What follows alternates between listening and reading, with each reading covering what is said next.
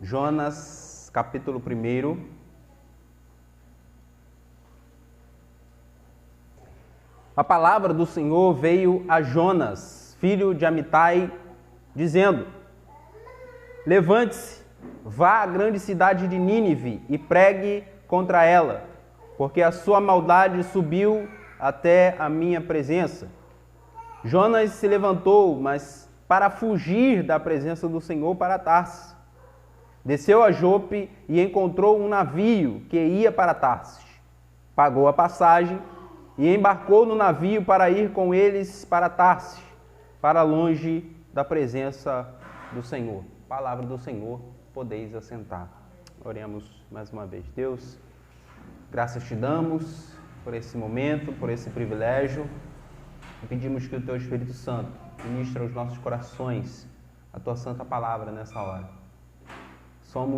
Estamos contentes e alegres por termos a oportunidade de, no meio de semana, podermos cultuar ao Senhor, desfrutar da comunhão, ó Deus, colocarmos as nossas vidas, as nossas famílias, a nossa igreja, ó Deus, no altar do Senhor em oração e também ouvir a Sua Santa Palavra.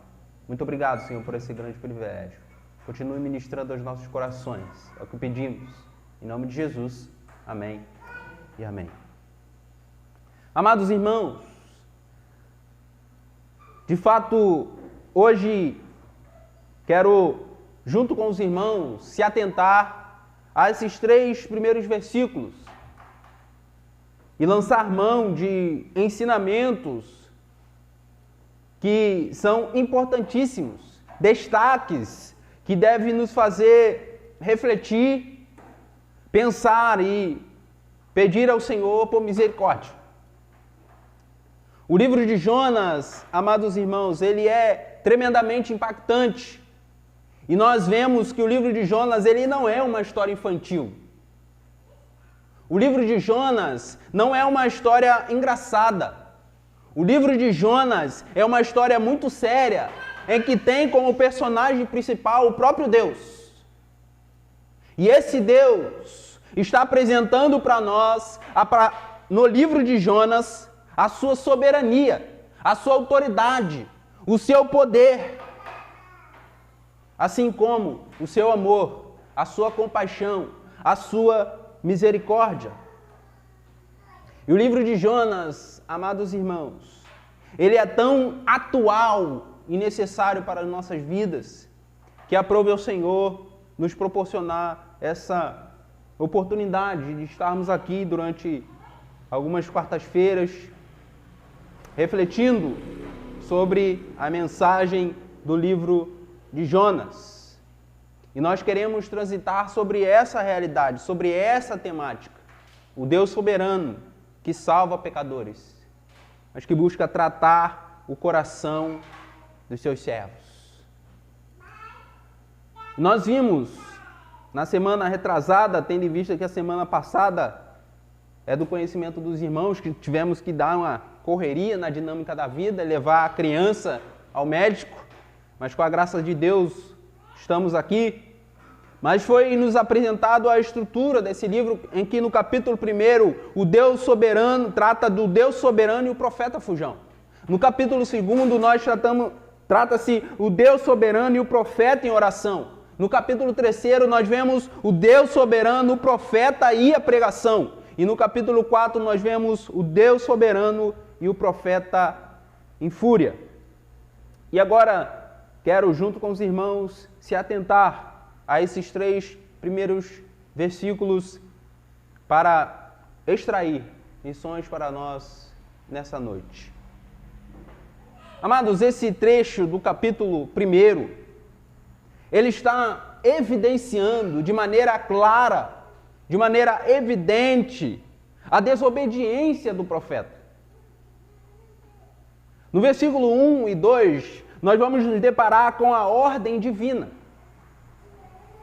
E se você se atentar, você vai ver que nessa primeira frase do versículo 1, nós temos um emissor, nós temos um emissário, e no capítulo 2 nós temos um destinatário.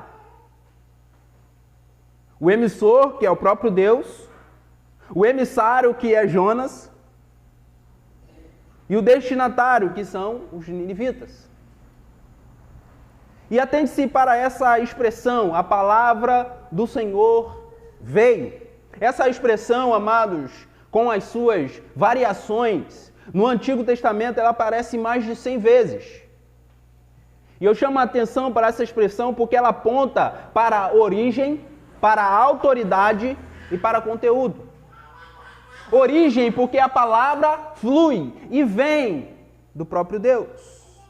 Autoridade porque essa palavra que vem de Deus, o Criador dos céus e da terra, amados irmãos, essa palavra, essa mensagem se reveste de autoridade.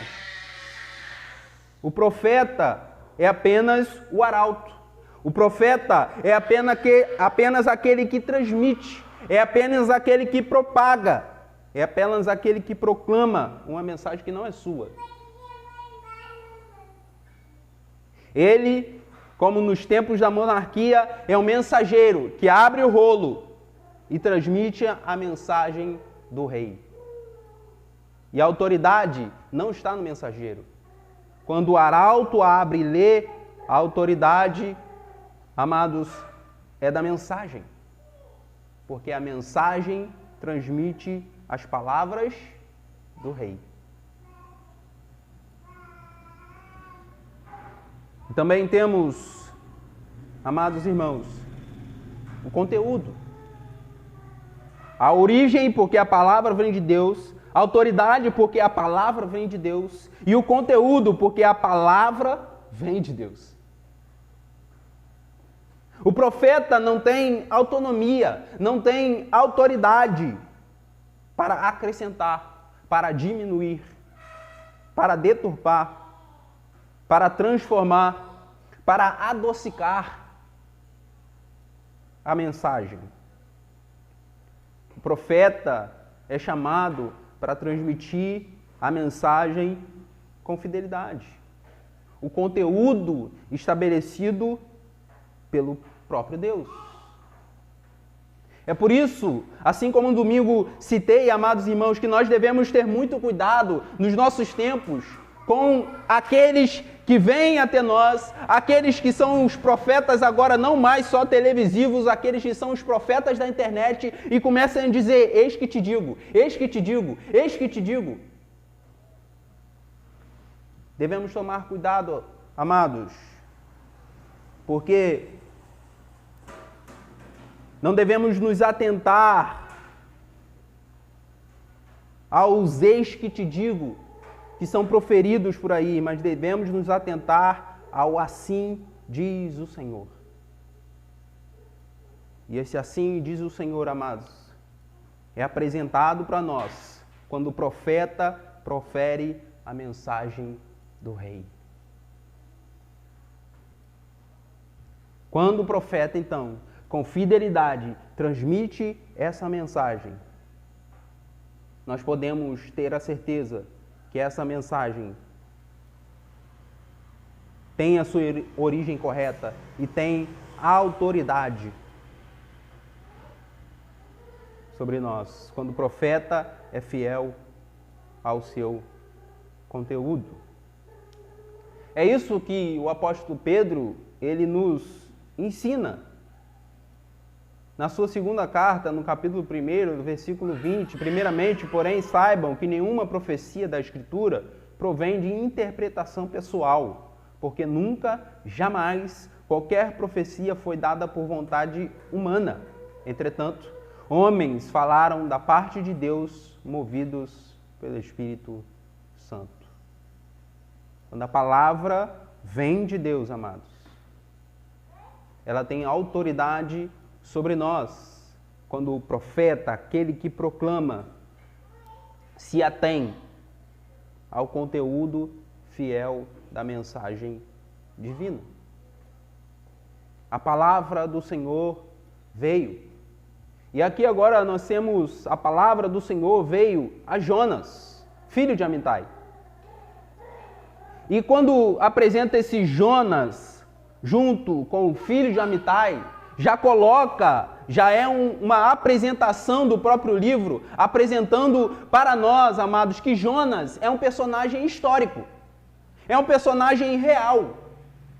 Jonas não é um mito, Jonas não é um personagem inventado, Jonas é uma pessoa que viveu no decorrer da história. Esse Jonas, filho de Amitai, ele é o profeta das tribos do norte, natural de uma cidade chamada Gat-Efer, da tribo de Zebulon, e ele exerceu seu ministério no período de Jeroboão II. Jeroboão II, que reinou de 793 a 753 a.C., 41 anos. Um rei marcante no reinado de Israel. E marcante porque 2 Reis, capítulo 14, versículo 25, vai narrar que Jonas profetiza a expansão territorial de Israel. Jonas, então, é um profeta que está em um contexto de prosperidade, em um contexto de avanço para as tribos de Israel. Você sabe que nesse tempo o reino estava dividido entre reino do sul e reino do norte. E o reino do norte, então, tendo como seu monarca Jeroboão II, está passando e experimentando um momento bom, materialmente.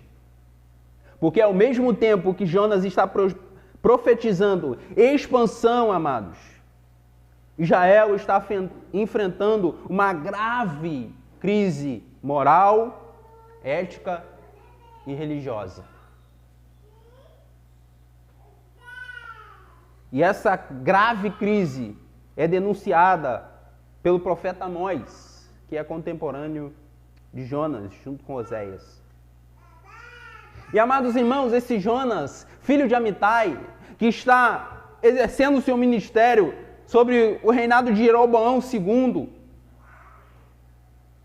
em que Israel está nessa grave crise moral, ética e religiosa, apesar da sua expansão territorial, apesar de parecer estar prosperando, apesar de tudo estar parecendo indo muito bem. Esse Jonas, que apresenta-se como um profeta nacionalista, esse Jonas é chamado, é convocado por Deus a pregar fora de Israel para a nação pagã. Ele é o primeiro profeta, amados, a romper com as fronteiras de Israel para pregar em loco a um povo não israelita. É por isso que Jonas é considerado um livro missionário.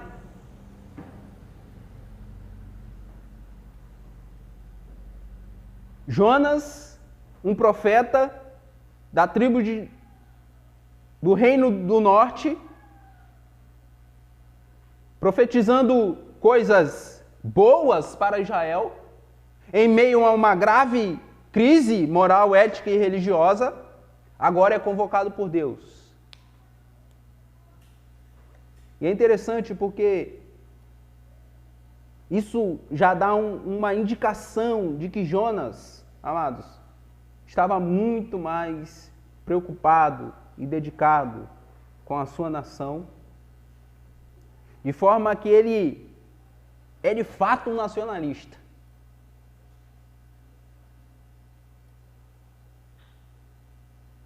E aí Deus chama esse homem, esse profeta, e dá uma ordem a esse profeta: levante-se, vá à grande cidade de Nínive e pregue contra ela. A grande cidade de Nínive, Nínive era a capital da Síria. Essa cidade ela foi fundada por Nimrod, Como eu falei, o bisneto de Noé. Nesse período, amados, Nínive era possivelmente a maior cidade do mundo na época. Essa cidade era tanto grande em tamanho quanto em importância política e econômica. Mas nesse período em que Jonas é convocado a ultrapassar as fronteiras da sua nação e ir pregar a outra nação, a Síria parece que estava vivendo também um tempo de declínio. Estava perdendo força. Estava perdendo influência. E os assírios, amados, eles eram conhecidos por sua crueldade e perversidade. Eles eram um povo idólatra e um povo imoral. Eles se gabavam da sua crueldade. Eles se gabavam da sua perversidade. Eles se garantiam nos seus deuses idólatras. Eles se esparramavam na sua imoralidade. E eles se tornaram famosos por isso. Mas esse povo, esse império que tem como capital Nínive, está em profundo declínio, perdendo força. E no capítulo 3, nós vamos pensar sobre alguns indicativos dessa questão. Mas a verdade é que esse povo, se tinha um povo ruim, se tinha um povo mau, se tinha um povo perverso, eles, nessa época, indicavam os assírios, os ninivitas. E é interessante que há uma ordem clara: levante-se, vá à grande cidade de Nínive e pregue contra ela. Mas aqui o Senhor apresenta uma justificativa para o envio do seu profeta. E a justificativa é: porque a sua maldade subiu até a minha presença. Como eu disse, esse povo mergulhado, amados, na crueldade, na perversidade, na idolatria, na imoralidade. Alguém já disse que Nínive era a Sodoma e Gomorra do seu tempo. Eles adoravam uma deusa chamada Incha ou Nincha, que era a deusa da guerra e a deusa do sexo. Portanto, esse povo mergulhava na imoralidade e mergulhava na crueldade. E essa vida dos assírios, amados, eles estavam afundados no pecado, vivendo uma vida dissoluta, sem freio, em termos modernos. Diz a palavra que a sua maldade subiu até a minha presença. Isso chegou até Deus. É como se Deus agora estivesse sobremaneira incomodado. Porque os assírios foram enchendo o cálice da ira de Deus. E agora Deus conclama o seu profeta, diz, para anunciar o basta. Conclama o seu profeta para apontar para os ninivitas e transmitir-lhes a mensagem de juízo. Isso, amados irmãos, também para nos chamar a atenção e perceber que todo ser humano que busca viver uma vida dissoluta, afundada, mergulhada nessa vida desvairada do pecado,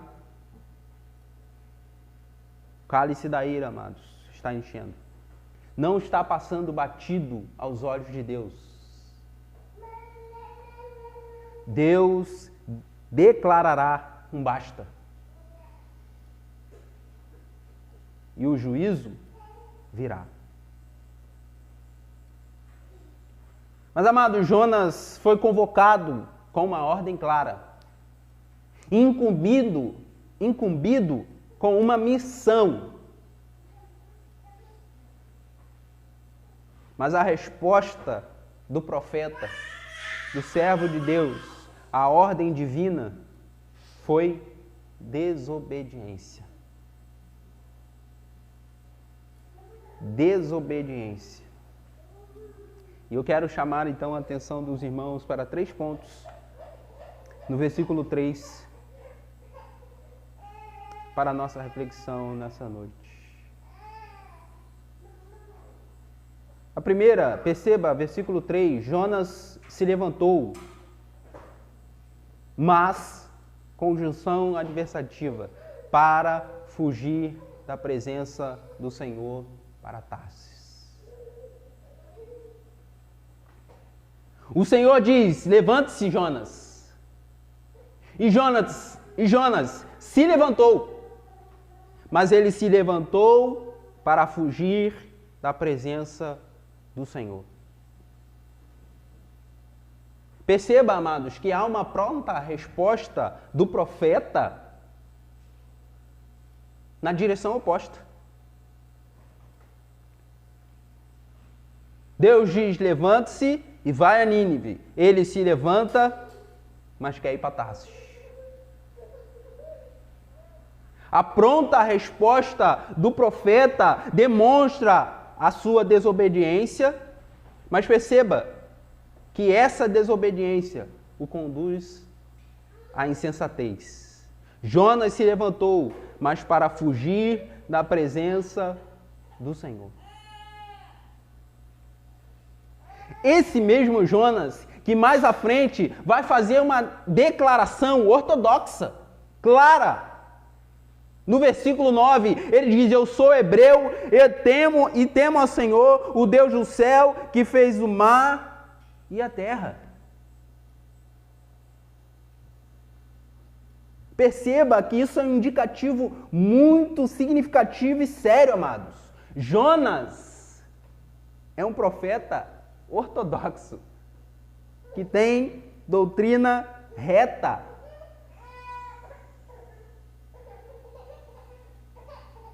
Mas ele não é ortoprático, ele não obedece, ele não pratica, ele não aplica. Jonas desobedece. E a sua desobediência o conduz à insensatez, porque agora Jonas se levanta para fugir da presença do Senhor. Perceba que esse mesmo profeta, que diz que é hebreu, que teme ao Senhor, no versículo 9, que aparentemente conhece o Deus do céu que fez o mar e a terra, esse profeta agora está querendo correr e fugir do Deus que fez o mar e a terra. Perceba, amados, a contradição. Perceba a insensatez, a falta de juízo, a loucura, a tolice do profeta.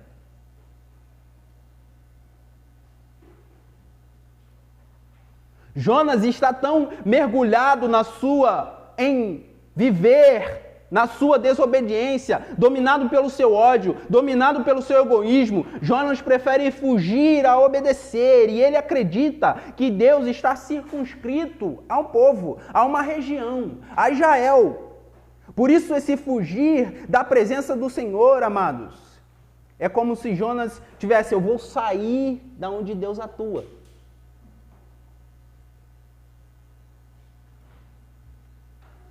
E ao fugir de onde Deus atua,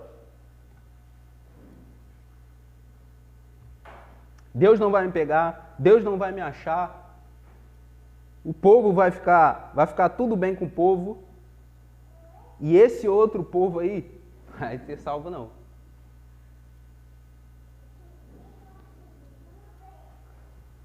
Perceba, amados, como a desobediência conduz à insensatez. E um profeta que precisava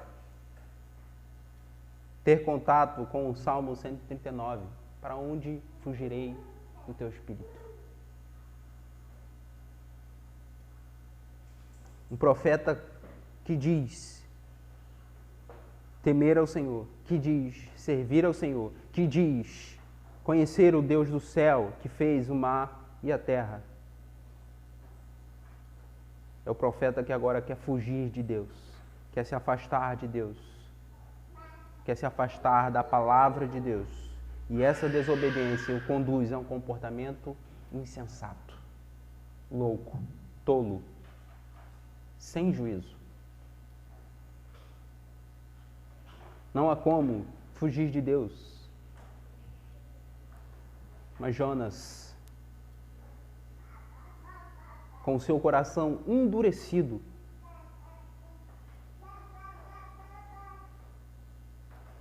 corre guiado pela sua insensatez. E aí ele continua, guiado então pela sua insensatez, com seu coração endurecido, dominado pelo ódio e pelo egoísmo, ele faz o seguinte: Jonas se levantou, mas para fugir do Senhor para Tarsis, e desceu a Jope, e encontrou um navio que ia para Tarsis. Perceba, essa palavra desceu. Amados, se a desobediência nos conduz à insensatez, a desobediência nos conduz à decadência. Jonas desceu a Jope. E aí no versículo 5, Jonas desceu ao porão. E aí no capítulo 2, versículo 6, Jonas desceu às profundezas. Jonas desce e desce. A desobediência nos conduz à decadência, amados. O processo de decadência de Jonas é como apresentado nos evangelhos como o filho pródigo. É por isso que Tim Keller chama Jonas de o profeta pródigo. Há um processo de decadência na vida do desobediente. Não se engane, amados. Todos aqueles que vivem, que querem caminhar, que almejam caminhar em desobediência à palavra de Deus, serão conduzidos à decadência, a se submeter a situações terríveis.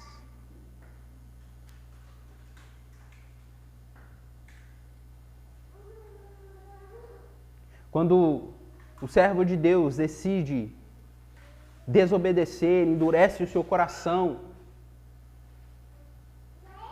ele começa a caminhar com insensatez, e essa insensatez o conduz à decadência. Temos visto, amados, homens, mulheres, jovens, que têm buscado, então, caminhar à parte da palavra de Deus, caminhando na desobediência, seguindo o seu próprio coração, então endurecidos, começam a descer.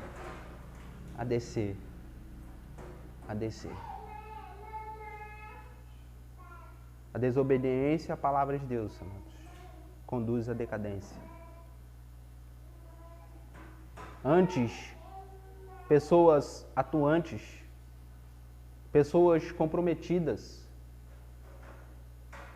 mas por desobedecerem a uma ordem clara, desobedecerem a palavra de Deus, amados, agora são bêbados, drogados, adúlteros.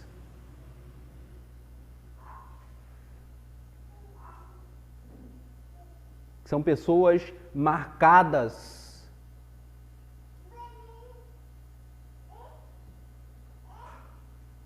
por esse mundo no seu pior estágio.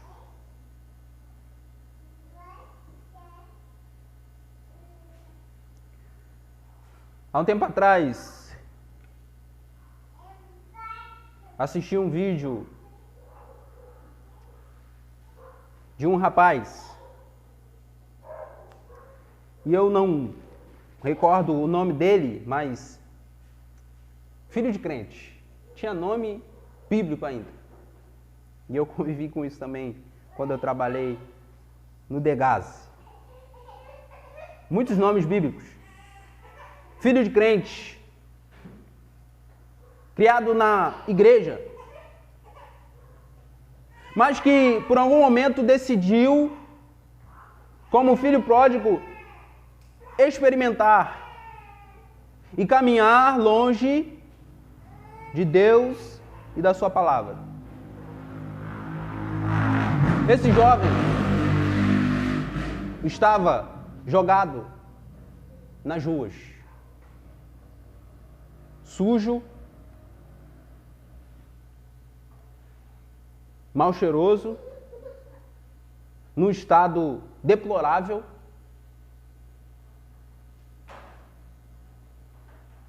em que quase que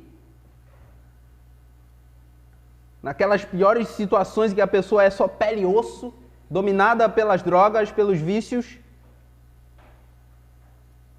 E aí ele decide, então, dar uma espécie de conselho. Não caminhem por esse caminho. Não caminhem por esse caminho. E esse caminho, amados, é o caminho da desobediência. E porque o caminho da desobediência conduz à insensatez e conduz à decadência. Pessoas que chegam no pior estágio, fruto da desobediência a Deus e a sua palavra. Mas terceiro, amados, a desobediência apresentada aqui pelo profeta, ela leva o profeta a almejar e a desejar deliberadamente caminhar longe de Deus e do seu chamado. Jonas é profeta, irmãos. E é um profeta que agora quer ir para Tarsis. E perceba que há todo um processo. Ele paga a passagem, ele embarca no navio para ir com eles para Tarsis, para longe da presença do Senhor. Perceba que há todo um processo. Ele desce a Jope, chega no porto e encontra, tem um navio, e esse navio vai para Tarsis, perfeito. Ao que parece, Jonas não premeditou ir para Tarsis. Ele chegou e encontrou, e viu a plaquinha, navio para Tarsis. E ele falou, excelente. E excelente para Jonas, por quê? Porque Tarsis, amados, era o lugar mais longe possível que ele poderia ir. Alguns indicam que é o sul da Espanha, uma cidade antiga chamada Tartesso, no sul da Espanha. Quase 4.000 quilômetros de distância. Uma viagem que poderia durar um ano.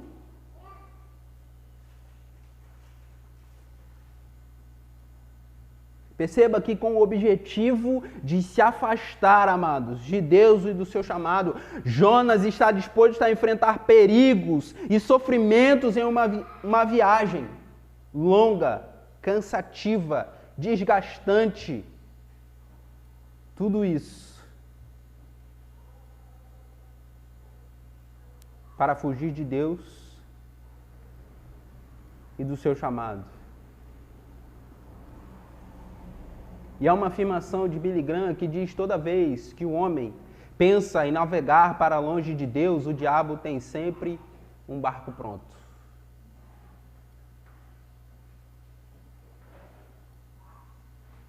Jonas chega no porto de Jope e, ao identificar Tarsis, Jonas não perde tempo, paga a sua passagem e deliberadamente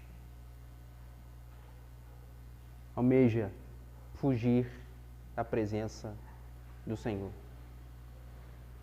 A desobediência, amados, endurece o coração do profeta de maneira tal que ele almeja, de fato, caminhar para longe de Deus e do seu chamado. Jonas está disposto a abandonar tudo,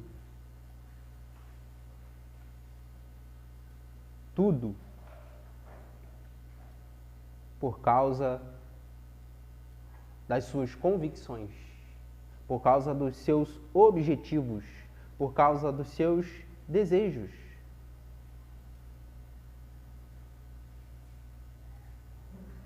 Um deles, amados, era a não salvação dos ninivitas.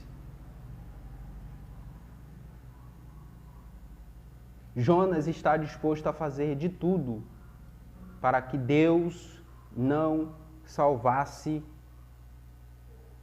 o povo de Nínive. E, amados irmãos, eu estou falando de um profeta. Portanto, não se engane, não pense que eu e você não possamos chegar nesse mesmo ponto.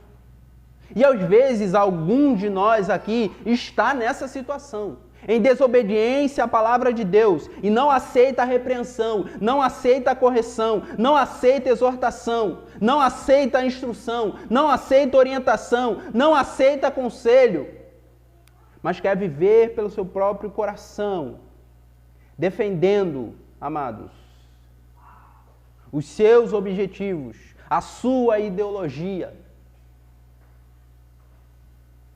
aquilo que acredita, ao invés de estar firmado na palavra de Deus.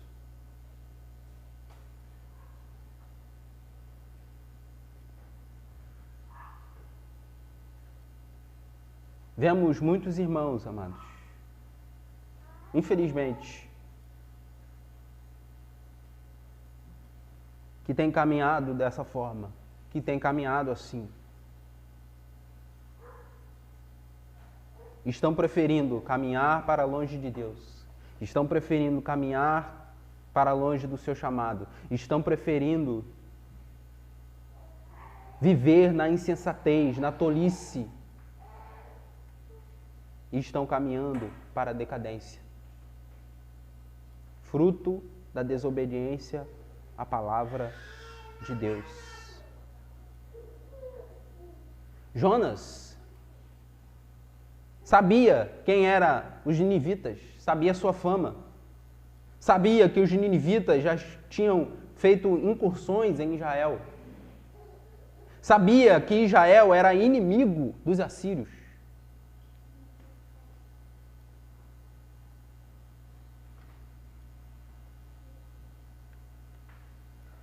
E por isso Jonas não aceitava de forma alguma que Deus salvasse os ninivitas. Isso na cabeça de Jonas, para proteger o seu povo. Veja que isso é uma ideologia. Defende uma ideologia.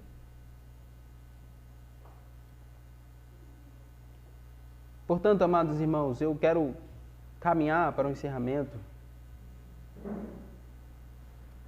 chamando a atenção dos irmãos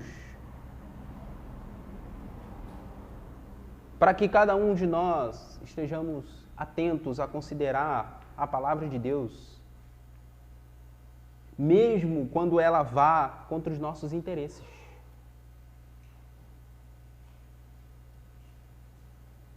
A nossa vontade, amados, ela não deve, e ela não pode, e ela não vai prevalecer a palavra de Deus. A palavra de Deus, ela é autoritativa sobre as nossas vidas. Nós nos levantamos e nos engajamos e dizemos que a palavra de Deus é a nossa única regra de fé e prática. Só que muitas das vezes, irmãos, isso vai entrar em confronto com o nosso coração, com os nossos anseios, com os nossos desejos, com os nossos objetivos. Deus não agirá de acordo com aquilo que eu quero, que eu estabeleço, que eu penso ser o melhor. Deus agirá da forma que lhe apraz, para a sua glória.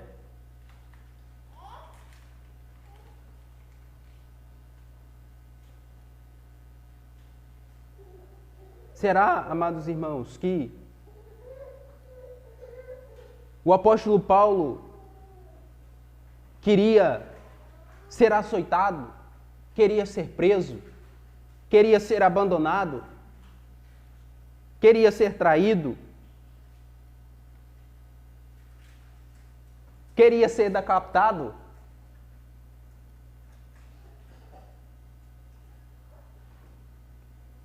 Mas, amados irmãos, o apóstolo Paulo entendeu o seu compromisso com Deus e com a sua palavra. E ele obedeceu. Mas eu termino, amados, lembrando-nos de que apesar da nossa desobediência, Deus envia o seu Filho Jesus, que desceu para obedecer. Ele desceu à terra, ele desceu à região dos mortos, mas ele subiu. E por causa da sua obediência, amados, nós podemos também caminhar em obediência a Deus.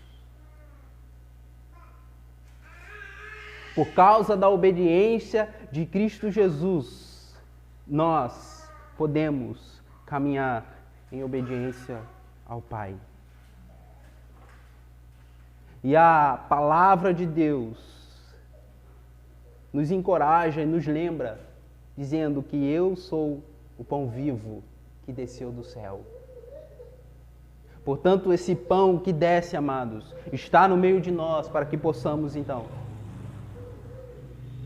nos fartar e assim, fortalecidos por Ele, caminhar em obediência. Que Deus nos ajude, amados, a não caminhar como Jonas, ouvindo o nosso próprio coração, defendendo a nossa própria ideologia, caminhando em insensatez, sendo conduzidos à decadência e almejando ir cada vez mais para longe do Pai e daquilo pelo qual Deus, e para aquilo para o qual Deus nos chamou. Mas que possamos olhar para Cristo Jesus e aprendermos com Ele, e crermos nele, e descansarmos nele, e confiarmos nele, e nos submetermos a Ele, confiando que Ele nos conduzirá para o caminho, para o propósito para o qual Deus estabeleceu para nós. E assim, Deus será glorificado em nós. E a salvação não só alcançará a nós, mas alcançará todos os perdidos, os quais Deus almeja salvar. Oremos ao Senhor. Deus, que a sua palavra possa produzir frutos em nossos corações. Que a minha limitação, a Deus, não seja um impeditivo,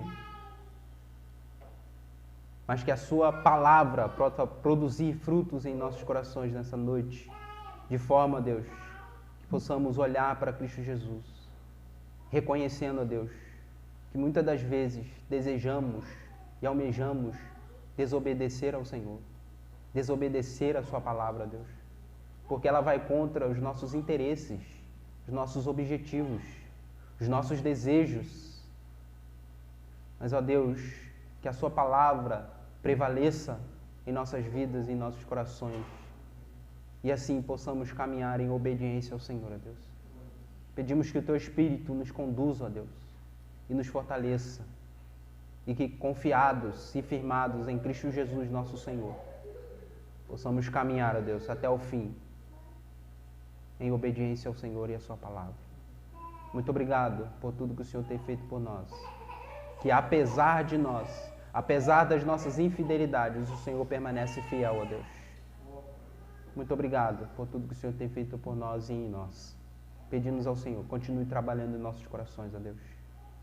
Tira, ó Deus, o coração de pedra e coloca o coração de carne, ó Deus.